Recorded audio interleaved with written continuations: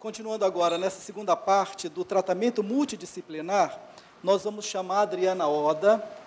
A Adriana é fonoaudióloga, companheira da equipe multidisciplinar do setor neuromuscular da Unifesp.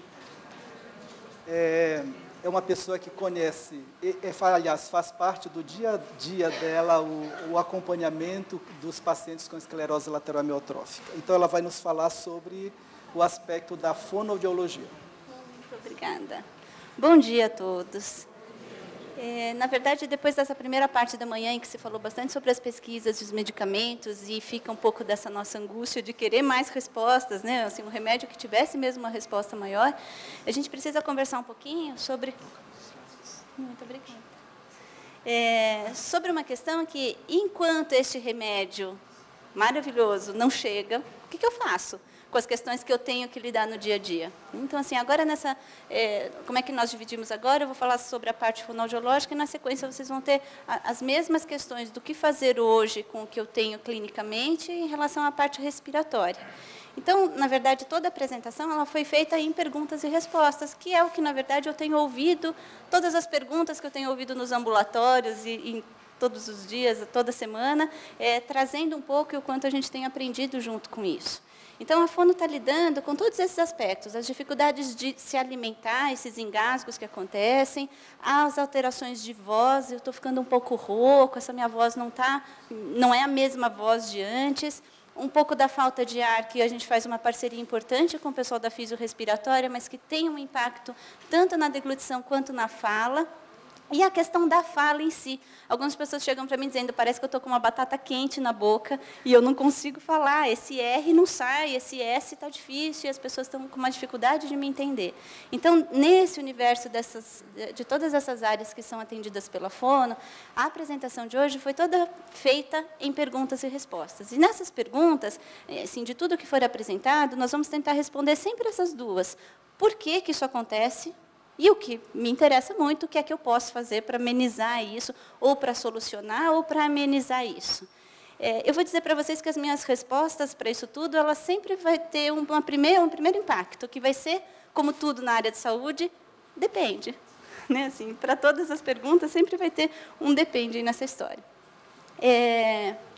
Uma queixa inicial, claro que eu estou dizendo daquela pessoa que começou com a fraqueza. Vamos imaginar que, quando aquela fraqueza começou nas mãos, era uma bobagem, né? Era uma dificuldade de abotoar, era uma dificuldade pequenininha, nossa, minha letra está esquisita, eu não estou conseguindo escrever direito, mas isso deve ser... Acho que eu não dormi direito essa noite. Assim, mal sabíamos nós que essa fraqueza bobinha seria essa ponta desse iceberg tão grande.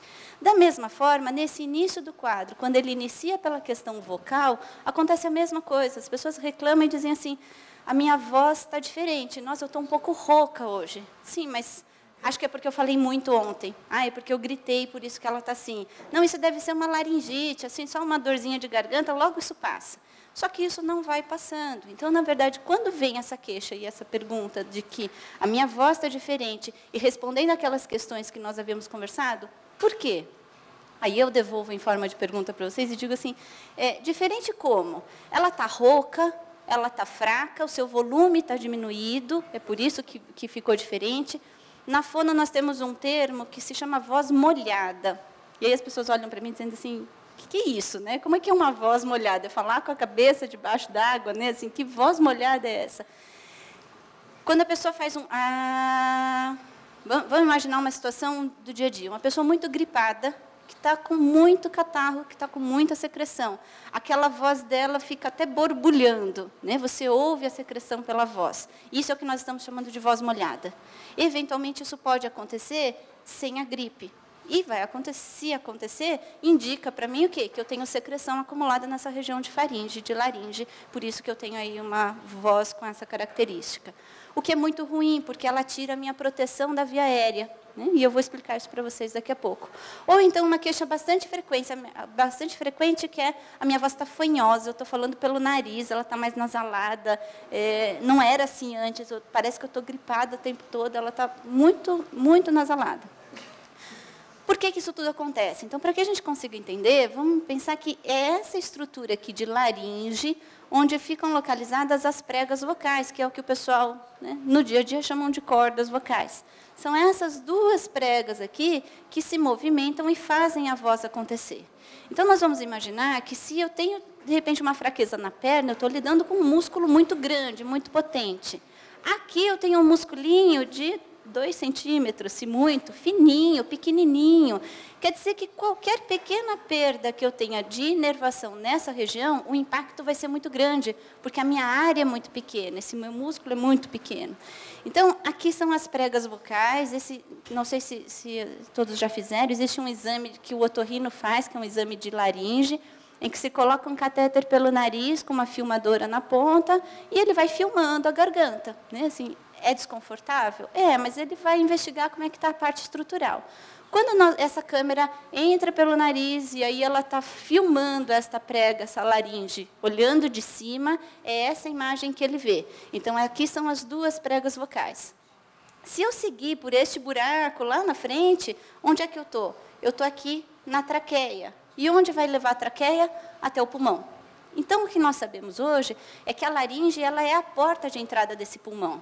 Quer dizer que se eu não tenho uma laringe íntegra, se ela não está preservada, se ela tem a sua função deficitária, com certeza a proteção desse meu pulmão ela é diminuída também. Mas, Adriana, qual que é o problema do meu pulmão estar desprotegido? Qual é o impacto disso? Bem, o impacto disso é que se eu tenho aqui um episódio, por exemplo, de broncoaspiração, a saliva ou aquela gotinha de água, ou aquela casquinha de pipoca, aquela casquinha de feijão, resolveu entrar por aqui e esse meu guardião não protege a minha entrada do pulmão, essa casquinha parando no pulmão, ele responde com um processo inflamatório que depois culmina numa pneumonia. E é claro que ninguém da equipe quer esperar ter a pneumonia para depois pensar o que fazer. Todos os esforços têm sido voltados para que se evite isso, né? Para a prevenção desse quadro. Então, quando nós estamos respirando normalmente, essas pregas estão abertas, porque eu preciso que o ar passe por aqui. Quando eu falo, na verdade, essas pregas se aproximam, e aí o ar passa por esse canal bem estreito aqui, que é o que faz essas pregas vibrarem e provocar esse som que é a nossa voz. Bem? Então, por que eu perco a voz? Por que ela fica rouca? Porque eu posso ter um problema bastante específico neste músculo aqui, assim, bem pequenininho, mas que já é o suficiente para trazer uma rouquidão. Se eu tenho, por exemplo, uma característica fanhosa na minha voz, eu estou mais, o que a gente chama de hipernasal, eu estou dizendo que, na verdade, agora não é mais esse músculo que está alterado, mas é esse aqui de cima. Está vendo que existe uma parte que, na verdade, é o céu da boca. Esse aqui é o céu da boca, aqui a parte é a campainha, a úvula, que nós encontramos na hora que a gente abre a boca e enxerga. É um músculo que deveria fazer o quê? Separar a cavidade nasal da cavidade oral. E, às vezes, esse músculo fica fraco. Quando ele fica fraco, ele não consegue fechar essa passagem tão bem. E aí, o que acontece? O ar escapa pelo nariz e dá essa característica de uma voz mais nasalada, mais fanhosa. E aí é que entram os exercícios. Então, alguns, vão ver que recebem alguns exercícios especificamente para a voz aqui na prega vocal. Então, vocês já devem ter visto, a gente até brincou outro dia no ambulatório, a Cari dizendo assim, fono é aquele pessoal do patacá, né, que faz um monte de careta, um monte de movimento, e a gente brinca que a camisa de força vem de brinde, né, porque assim, são uns movimentos todos fora do que se vê habitualmente, mas vocês vão ver que tem alguns exercícios de vibração. Se vocês colocarem a mão aqui na laringe e fizerem um V, vocês vão sentir o quanto ela vibra, e muitas vezes nós usamos essa vibração como exercício, quando eu tenho um problema aqui, específico. Quando eu tenho um problema ali no meu céu da boca, ali na minha úvula, e é ela que não funciona, eu preciso de uma outra vertente de exercício que consiga atuar diretamente aqui. Porque se ele está muito falho, pode acontecer, inclusive, desse alimento retornar pelo nariz. Às vezes eu bebo água e eu sinto coriza, eu sinto que escapa pelo meu nariz. Isso, eventualmente, pode acontecer, né? Só para que a gente consiga entender um pouquinho melhor. Então, eu tenho um conjunto, na verdade, essa laringe não está isolada, ela está dentro de um outro conjunto grande aqui, que é todo o meu sistema respiratório, e uma laringe que vai fazer parte do quê? Da respiração, vai fazer parte da fonação, que é essa produção de voz, faz parte da deglutição, porque nós, na verdade, nós colocarmos a mão aqui na laringe. A laringe é esse gogó que nós temos aqui. Se colocar a mão aqui e engolir, a gente vai sentir que existe um movimento de subir e descer. E se esse movimento de subir e descer é pouco, é ineficiente, ele não é suficiente para proteger a minha via aérea, eu também posso ter ocorrência de engasgos por causa disso. E aí entram exercícios bastante específicos para fazer essa laringe subir. Então, durante todo o tempo do tratamento, eu preciso preservar esta musculatura. Muito mais do que qualquer outra que nós estamos falando aqui de face. Mas essa de laringe, muito. E algumas pessoas me falam assim, mas Adriana, o meu marido, a minha esposa, o meu pai, eles já não falam, eles não conseguem mais falar. Então, por isso, eu já não faço mais nada de exercício. Mas ele consegue, ele pode não conseguir articular os sons aqui na boca, mas ele consegue produzir um som? Consegue, faz ótimo. E isto é importantíssimo para que eu preserve essa função laríngea e eu não deixe cair no outro extremo da fadiga, que seria o quê? O desuso. Se eu deixo essa musculatura cair em desuso, eu também entro com uma fraqueza, uma flacidez e uma perda de função que eu preciso evitar aqui com todo cuidado. Uma outra queixa que as pessoas me trazem é justamente em relação à fala. Eu não consigo falar todas as letras, algumas letras estão enrolando na minha boca. O que eu faço para isso? Né? Assim, as pessoas não estão me entendendo muito bem. E aí? Na verdade, a gente até brinca que fono é o único povo que divide voz de fala. Né? Então, voz, nós estamos falando especificamente do que se produz aqui, esse A, I, U. E a fala seria a articulação deles, que seriam as consoantes. Né? Assim, o lá, o pá, o tá, o que eu preciso movimentar de lábio, língua e bochecha para produzir um som. Isso seria a fala. Tudo bem? Por que isso acontece? Bem, porque essa fraqueza atingiu principalmente musculatura de lábios e de língua. E se nós formos pensar, tem alguns fonemas, o que são os fonemas? São os sons da fala. Tem alguns fonemas que são produzidos com a ponta da língua. Lá, tá, dá. Que a ponta da língua é que tem que subir para encostar aqui atrás do dente para eu produzir esses sons. Tem outros que são feitos com o dorso da língua, com a parte de trás, que é o K, o Rá, o Gá. Eu preciso desse dorso da língua funcionando. Então, se nós formos pensar no nosso dia a dia, a ponta da língua é o que se perde primeiro. Né? Assim, essa ponta da língua, fazer esse movimento é tão específico que eu acabo perdendo e esses sons mais anteriores acabam se comprometendo. Então, daí vem, de novo, atividades voltadas ou para a ponta de língua, ou para o dorso de língua, ou, às vezes, para o fluxo. Eu não consigo fazer s ou chá, porque eu tenho que coordenar muita coisa diferente. Eu tenho que respirar, eu tenho que pôr a língua numa posição X, o lábio em outra posição, e ainda coordenar tudo isso está pedindo demais. Então, às vezes, eu começo a ter algumas distorções em função disso. E aí, de novo, a parte respiratória ajuda muito nesse aspecto. Uma outra questão que aparece bastante é em relação à saliva. Né? Assim, eu acho que essa é a queixa que nós ouvimos todas as semanas no ambulatório. Essa saliva está me incomodando. Né? Assim, ela está por dois aspectos. Ou porque ela está demais, eu tenho uma produção excessiva, e aí nós vamos considerar duas questões. Eu posso ter saliva sobrando na boca, aquela boca, nós inventamos um termo no ambulatório que é, o senhor está salivento? Né? Assim, inventamos a palavra nova, mas que ela traduz tudo, que é esse acúmulo de saliva dentro da boca. Esse acúmulo pode acontecer ou porque eu produzo saliva a mais, essas glândulas estão produzindo muito mais, ou porque eu estou engolindo de menos. Eu produzo o mesmo tanto, mas como eu engulo de menos, eu não dou vazão para tudo isso. E isso acaba me incomodando muito.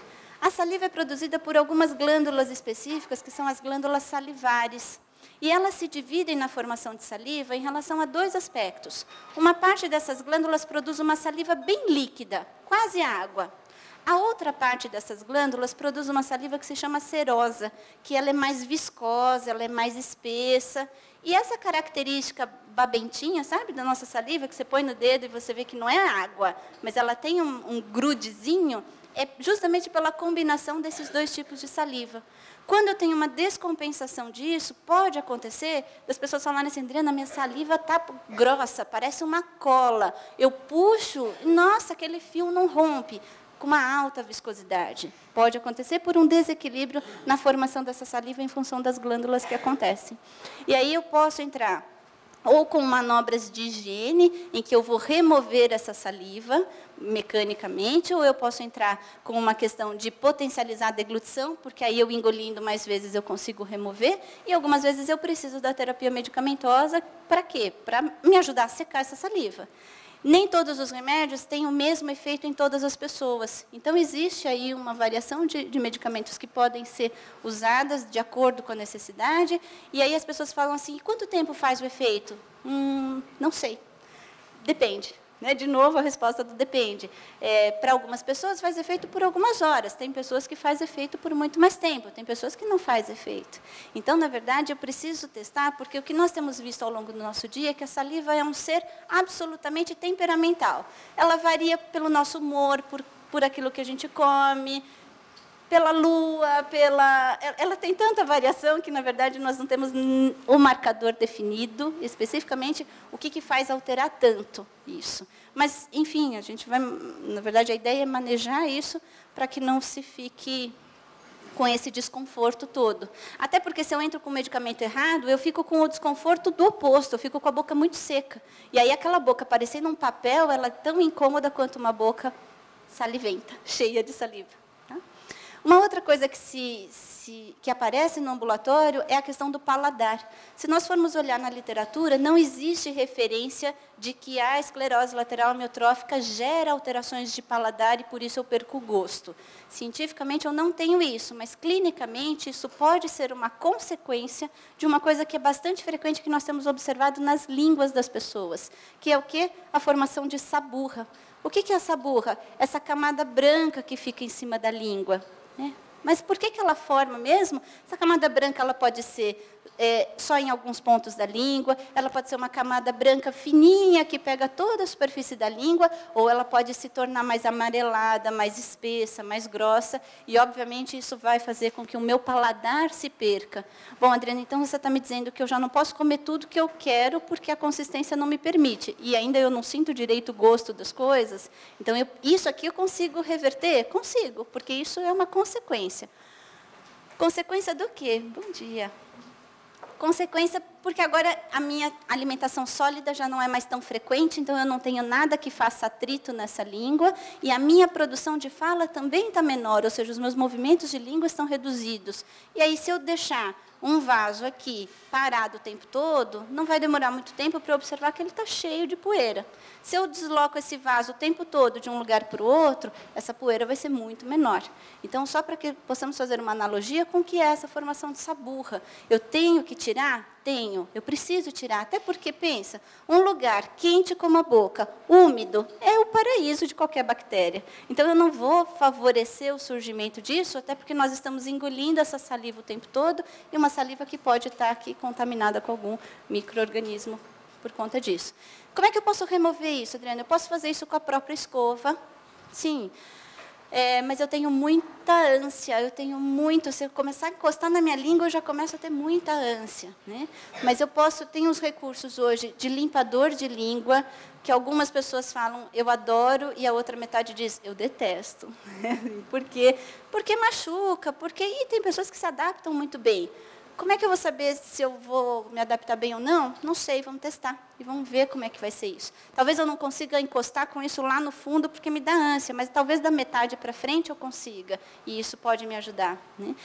Mas o importante, ou então assim, não dá para entrar nada, mas será que uma gaze enrolada no dedo e molhada numa solução ali, eu consigo fazer uma limpeza? Consigo. O que eu preciso é gerar o atrito, mas não tentem tirar essa burra no primeiro dia. Não vai funcionar. No primeiro dia vai amenizar, porque se eu ficar esfregando esta língua, ela vai ficar toda machucada. E aí eu tenho um efeito contrário. Né? Então, assim, na verdade, nós vamos tirando um pouquinho por dia, ao longo de um mês, 15 dias, 20 dias, isso vai saindo com certeza. Uma outra queixa muito frequente, mastigar me cansa. E aí eu não sei, eu estou deixando de comer algumas coisas porque eu fico muito cansado. Mas aí a minha família fica pegando no meu pé porque ela diz que eu tenho que comer, mas eu estou tão cansada que só de olhar para a comida isso aqui já me esgota. E eu tenho visto que eu estou perdendo peso. Sim, você está perdendo peso, mas por quê? Porque existe um desbalanço entre o que entra de energia pela comida, né, assim, o que está entrando de nutriente, e o tanto de energia que eu estou gastando para comer. Então, se essa mastigação me cansa, certamente o meu gasto energético para essa atividade é muito maior. E, às vezes, o que eu comi não repôs o que eu gastei. E daí vem a perda de peso. Então, essa balança entre o que entra e o que sai de energia na atividade, ela tem que ser muito equilibrada, porque nós sabemos o quê? Que a perda de peso, ao longo do curso da doença, acelera esse processo todo, acelera o curso clínico. Então, o que nós temos como regra e premissa no ambulatório é: o senhor está proibido de emagrecer. E é verdade, nós temos uma campanha grande para isso, por quê? A nossa campanha maior é justamente essa, conservação de energia. Bom, então eu não vou mais comer uma cenoura crua? Não, você vai comer uma cenoura cozida, porque ela é mais molinha, mais fácil de engolir. Eu não vou mais comer aquela carne de churrasco? Então, você vai, mas se ela estiver bem picadinha, se tiver um purezinho do lado que ajude no transporte, melhor ainda. Então, eu vou facilitar, porque eu preciso entrar e abraçar de vez esta campanha aqui de conservar a energia. Para isso, eu começo a fazer o quê? Modificar um pouco a dieta. Eu não estou falando em transformar do sólido para tudo pastoso, né? Porque algumas pessoas fazem: ah, então deixa comigo, eu vou bater tudo no liquidificador e está tudo certo. Não, eu perco o sabor, eu preciso da mastigação. E então eu faço o quê? Eu só estou amolecendo essa carne, eu só estou deixando esse alimento um pouco mais macio e um pouco mais molhado, porque isso certamente facilita. Isso pensando no nosso alvo maior, que é não permitir que a fadiga aconteça, que é o nosso maior desafio. Uma outra questão que aparece muito é: eu não estou me mordendo, né? Ao contrário daqui, não são as pessoas que me mordem, né? Assim, sou eu mesma que estou mordendo lábio, mordendo bochecha, mordendo língua. E aí vem a nossa pergunta: quando que isso acontece? Porque às vezes acontece do nada, às vezes acontece enquanto eu estou mastigando e aí fisgou, e aqui todo mundo já se mordeu. Uma vez na vida já estava mastigando alguma coisa e já deu uma mordida, e sabemos o quanto é incômodo, porque isso sempre pega a gente desprevenido, né? Aqui é muito frequente eu ter esse episódio de mordida na volta de um bocejo. Então, quando eu vou bocejar, eu tenho uma abertura ótima, mas na volta, ele volta de uma vez, e quem estiver no meio dos dentes, seja língua, lábio, bochecha, foi, né? Assim, já se mordeu. E, às vezes, no espirro também isso acontece, né? A pessoa está quase espirrando, mas no espirro morde com muita força. Por que que isso acontece se eu não tinha isso, né? Assim, onde que está o problema aqui? Bom, a grande questão é quando eu tenho um componente que aparece no nosso quadro clínico, que vai ser um aumento deste tônus muscular, por acometimento deste neurônio aqui, que é o neurônio motor superior. Então, nós falamos tanto da fraqueza e da flacidez na ela, mas sabemos que em alguns momentos pode aparecer uma hipertonia, um aumento do tônus. Isso também pode acontecer nesta musculatura mastigatória, e por isso esse impacto.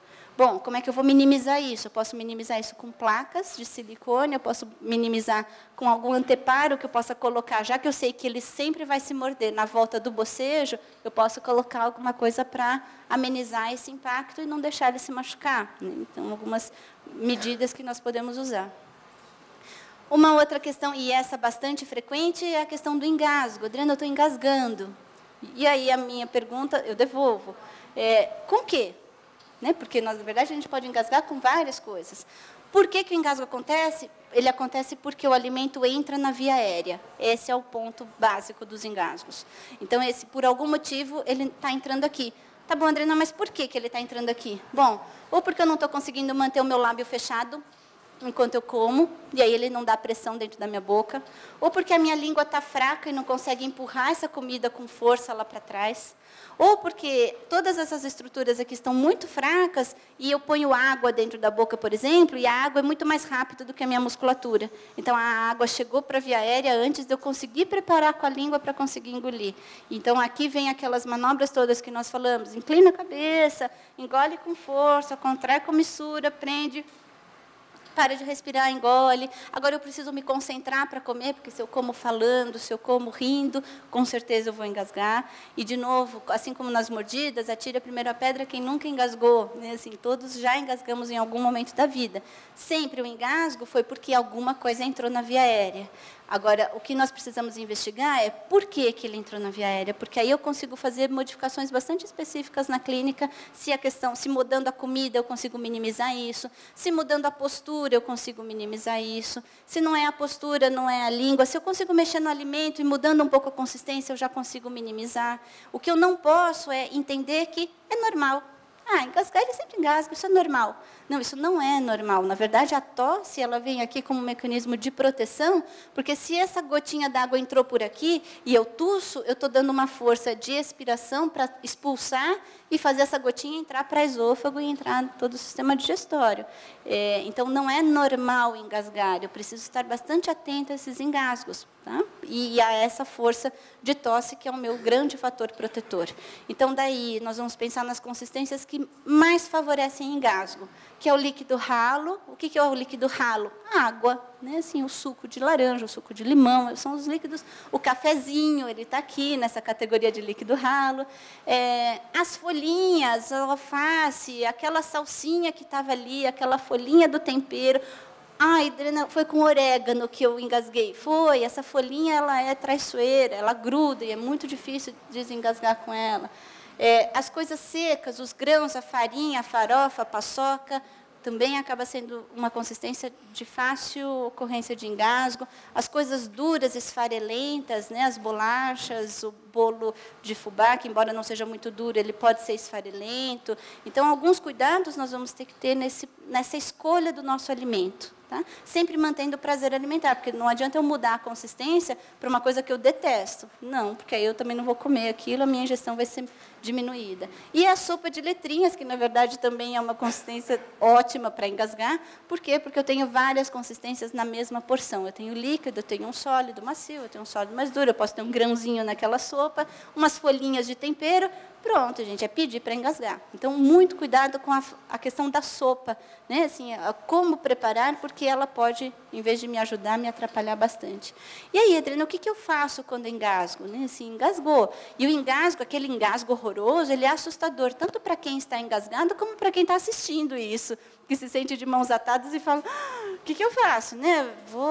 Olha para a luz, chama a Sombrais, né? Assim, a gente tenta 1000 recursos e tudo que a gente sempre ouviu, mas, assim, basicamente, eu preciso fazer com que exista uma expulsão daquilo que entrou na via aérea. Que jeito que eu vou expulsar? Tossindo. Essa vai ser a nossa grande questão. Trina, mas ele não tem força de tosse.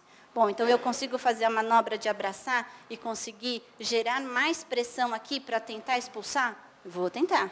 Assim, é o que a gente vai fazer. Para isso, vocês vão entender por que a fisiorrespiratória, por que a fono insistem nesse exercício do umbu. Não, mas ele é muito chato, eu tenho que fazer 3 vezes por dia, 10 séries. Não é o que vocês fazem com a gente, né? 3 séries de 10 todos os dias, tem hora que eu canso dele. Eu sei. Mas o que ele faz? Para quem já faz o exercício, sabe, e que, na verdade, depois, na hora das oficinas, né, vai ter para que a gente consiga explicar melhor, a ideia é eu colocar mais ar dentro desse pulmão, eu conseguir segurar para aumentar a minha pressão interna e eu conseguir jogar esse ar para fora com força, seja com tosse, seja com voz, seja com ar. Então, são as 3 formas de fazer o exercício, mas por quê? Ele preserva a minha força de tosse, e eu preciso dela. Ela é protetora aqui do meu sistema respiratório.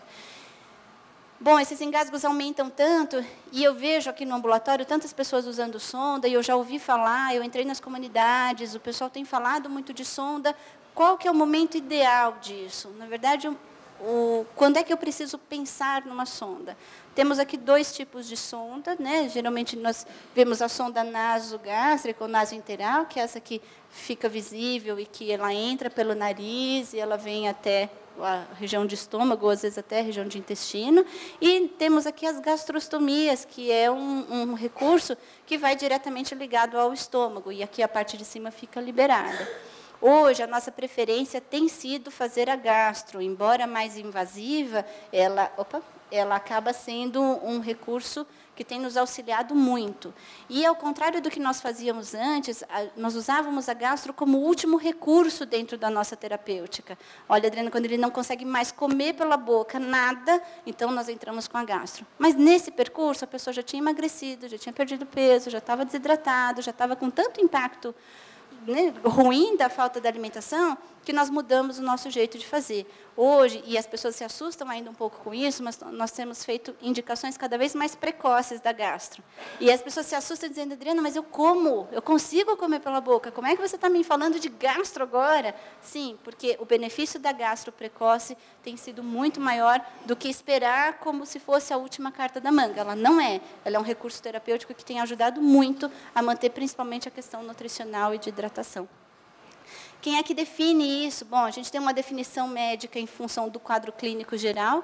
Eu preciso de uma avaliação respiratória para avaliar a minha capacidade vital. Eu preciso da minha avaliação nutricional para avaliar como é que esse estado nutricional e quanto foi essa perda de peso ao longo do caminho e como é que está a minha deglutição. Lembrando, eu não preciso não comer absolutamente nada pela boca para pensar em gastro. Vamos pensar que, na verdade, essa indicação tem sido precoce, sim, para que eu tenha a liberdade de comer algumas coisas pela boca e passar outras coisas pela gastro, até que eu me adapte nesse processo todo. Tudo bem? Eu preciso preencher os 3 quesitos para fazer a indicação? Não. Se um quesito só falar para você, olha, a respiratória indica, os outros acatam e dizem, então vamos lá, vamos para essa indicação. Eu não preciso preencher os 3 quesitos para isso, mas eu preciso de uma conversa entre todas as áreas, porque senão nós não conseguimos fechar essa questão. E, por fim, em relação à comunicação, uma das coisas que nós temos muito, assim, André, naquela coisa toda de voz e de fala que você disse, as pessoas não me entendem, na verdade, né? Assim, eu falo, aí as pessoas fazem assim, hã? Aí eu repito. Quê? Aí eu já estou ficando impaciente, porque eu não queria repetir a 3ª vez, né? Impaciente e cansado, porque agora eu tenho que repetir 3 vezes a mesma frase, aí eu repito 3 vezes a mesma frase e a pessoa faz assim, o que só mostra que ela não entendeu mesmo, né? Assim, mas que é péssimo para quem está falando, porque esse é horrível, você sabe que a pessoa não lhe entendeu e a comunicação não acontece. A comunicação só acontece quando esse meu interlocutor entende a minha proposta e consegue atender aos meus anseios, aos meus pedidos, nem que seja ele me escutar. Então, aqui eu preciso de algum recurso que me ajude, preciso. Eu posso até ficar sem fala. Em dado momento, a doença pode me privar desta questão de voz e fala, mas eu não posso ficar sem me comunicar. Então, ao longo deste caminho, eu vou ter que pensar, junto com a família e junto com o paciente, que recurso eu posso usar para que essa comunicação permaneça. E, às vezes, nem só porque não tem a fala. Às vezes, eu estou usando o BIPAP, com aquela máscara do BIPAP. Bom, se as pessoas não me entendiam antes, com a máscara, entendem menos ainda. Então, para esses momentos de muito cansaço, para esses momentos em que eu estou de máscara, o que você tem para me oferecer em relação à comunicação? Algumas pessoas conseguem escrever, né? Assim, algumas pessoas conseguem gesticular.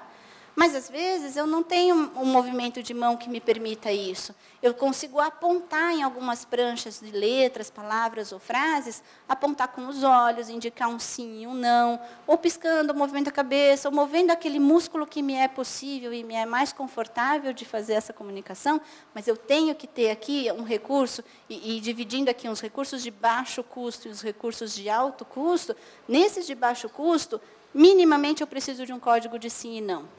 Adriana, mas eu não consigo falar tudo o que eu quero só dizendo sim e não, porque depende do outro formular as perguntas. Sim, nós estamos pensando aqui numa forma de apagar o incêndio. É claro que eu não quero este recurso como sendo o único. Eu gostaria de ter todos os recursos. Mas, às vezes, em alguma situação, Adriana, ele está no banheiro, eu não tenho como levar o computador para ele, eu não tenho como levar a prancha, eu já estou segurando, estou cheio de coisas. Eu tenho que ter um código de sim e não. Quem que vai definir esse código? A pessoa, o próprio paciente, junto com o seu familiar, junto com seus interlocutores. E é essa pessoa que vai lhe dizer, eu prefiro piscar para fazer sim, eu prefiro abrir a boca para fazer não. Não sei, vai ser o recurso que a pessoa quiser. Eu não sei se eu cheguei a comentar com vocês, uma vez, chegando na casa de uma senhora, a comunicação era baseada em piscar. Então, o tempo todo foi assim, a filha junto, fazendo perguntas, sim, era uma piscada. Não, piscava 2 vezes. E assim foi a conversa inteira. Na semana seguinte, quando eu volto na casa da senhora, a filha não estava a auxiliar, que cuidava, era a cuidadora que ficava o dia a dia com ela. E ela disse assim, não, Adriana, 1 minutinho só que eu vou ver se ela consegue, se ela quer ir ao banheiro antes de começar a terapia. Tá bom. Aí fiquei olhando para os olhos, né? Falei, ela vai piscar 1 ou 2 vezes. Aí ela disse, então, a senhora quer ir no banheiro? E ela não piscou. E ela foi embora e disse assim, ué, mas eu não entendi. Como é que você sabe que ela queria ou não queria, né? Ah, porque a gente sempre faz assim. Quando ela olha para a porta, é sim. Quando ela olha para a janela, é não. Espera, gente, eu não estou entendendo, né? Assim, bem, vamos falar disso depois, a gente junta todo mundo. No finalzinho daquela sessão, a físio chega. Dona Cida, tudo bem com a senhora? Tudo. A senhora conseguiu usar o ambu? Aí eu fiquei no olho, né? Falei, bom, ou ela vai olhar ou ela vai piscar, uma das coisas. E ela não piscou e não olhou. E a físio continuou a conversa. Falei, gente, ou a conversa é doida, né? Assim, ou é um monólogo, isso. Para um pouquinho. Como é que você sabe que ela falou que não conseguiu? Ah, porque a gente sempre faz assim. Quando é sim, é uma piscada. Quando é não, ela não pisca. Ou seja, a mesma pessoa tinha 3 códigos diferentes com 3 pessoas diferentes. Ela tinha que pensar, pera, com quem que eu estou falando? Ah, é com ele. Então, o código é esse. Ah, então tá bom. Aí ela entrava e encadeava a conversa. Então, não, na verdade, para tudo, reúne todo mundo, reorganiza o código. Ele tem que ser único, para todo mundo usar.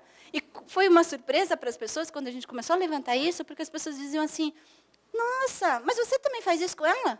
Óbvio, todo mundo precisa se comunicar, a pessoa precisa se comunicar, né? Então, não é que o outro instituiu. Quem vai definir? Vai ser o paciente, baseado em quê?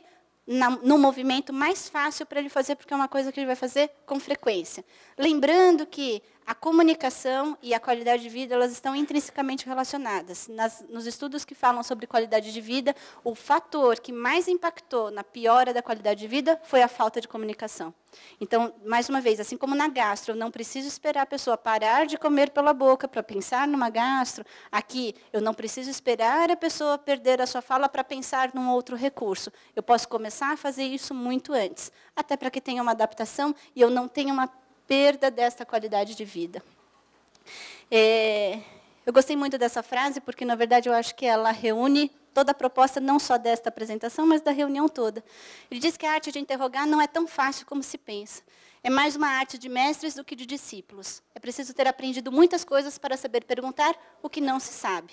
E aqui eu só tenho a agradecer por todas as perguntas que nós temos recebido semanalmente, diariamente. E é um grande prazer estar junto, atrás dessas respostas. Estamos correndo todos, vocês têm visto aí por todas as apresentações. Toda quinta-feira à tarde nós temos um ambulatório, toda a equipe de fono que está lá presente, de quinta-feira de manhã. Este é o e-mail, o que vocês precisarem, o que vocês quiserem, trocar figurinhas. Agora, no final da manhã, vai ter uma parte de oficinas. Persir, Helena, que são as fonos que estão junto com a gente, estarão presentes também. E vai ser um grande prazer responder a todas essas perguntas. Obrigada, gente.